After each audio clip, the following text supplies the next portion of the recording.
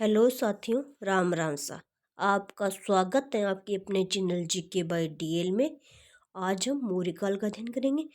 मौर्य काल का में हमने चंद्रगुप्त मौर्य, जिन्होंने मौर्य साम्राज्य की स्थापना की थी, उनके संस्थापक हैं, उनका अध्ययन कर लिया है। इसके बाद उनके पुत्र बिंदुसार चंद्रगुप्त मौर्य के, उसका भी अध्ययन हमने कर लिया है। आज हम अशोक मौर्य का अध्ययन करेंगे, जो बिंदुसार के पुत्र थे। इनका जन्म 304 ईस्वी में हुआ था, पाटलिपुत्र में हुआ था। इनकी माता का नाम सुभद्रांगी था, इनके पिता बिंदुसार थे ही। इनका राज्याभिषेक है वो 269 ईस्वी में हुआ था।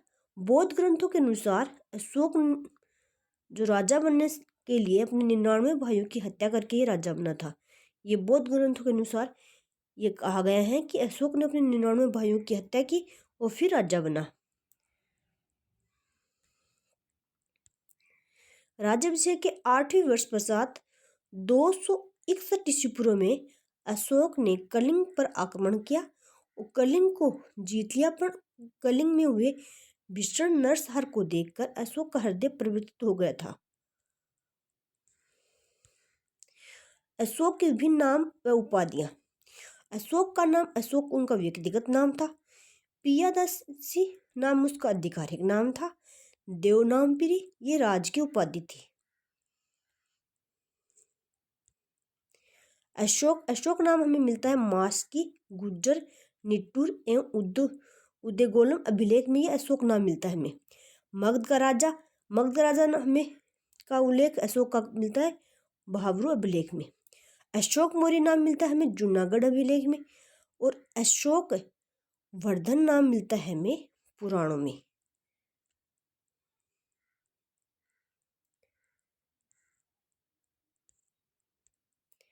अशोक की रानियां थी असंघमित्रा, ये उनकी मुख्य रानी थी। उनकी मुख्य रानी का नाम था असंघमित्रा। कारुवाकी, ये इस कारुवाकी का उल्लेख, जो उनकी रानी थी उनका उल्लेख हमें इलाहाबाद अभिलेख में इनका उल्लेख मिलता है।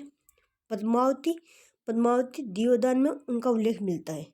जो पद्मावती अशोक की रानी थी उनका उल्लेख हमें दियोदान में मिलता है। अशोक के शासनकाल की प्रमुख घटनाएं। कलिंग युद्ध हुआ था उनके 9वें वर्ष, जब वो राजा बने थे उनके 9वें वर्ष में कलिंग युद्ध हो गया था।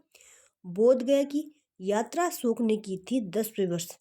उनके शासनकाल के 10वें वर्ष में अशोक ने बोध गया की यात्रा की थी। कनक मुनि स्तूप का विस्तार किया था 12वें वर्ष में। अशोक ने 12वें वर्ष में कनक मुनि स्तूप का निर्माण का विस्तार किया था। निगाली सागर की यात्रा की थी 12वें वर्ष में अशोक ने, और राजकों की नियुक्ति की थी 13वें वर्ष में। शासनकाल का जो 13वां वर्ष था उसमें राजकों की नियुक्ति की थी। वर्ध शिलालेख का प्रारंभ किया था 13वें वर्ष में। शासनकाल के 13वें वर्ष में अशोक मौर्य ने वर्ध शिलालेख का प्रारंभ किया था।